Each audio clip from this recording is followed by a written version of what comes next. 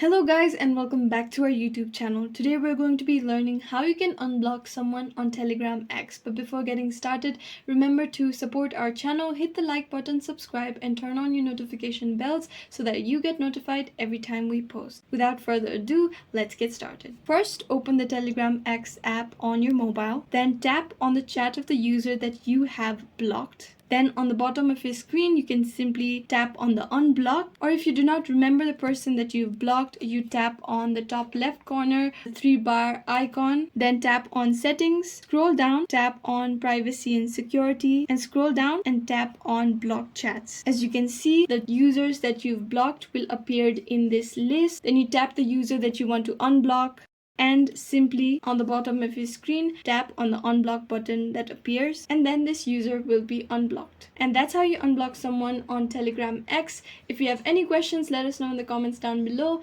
and thanks for watching.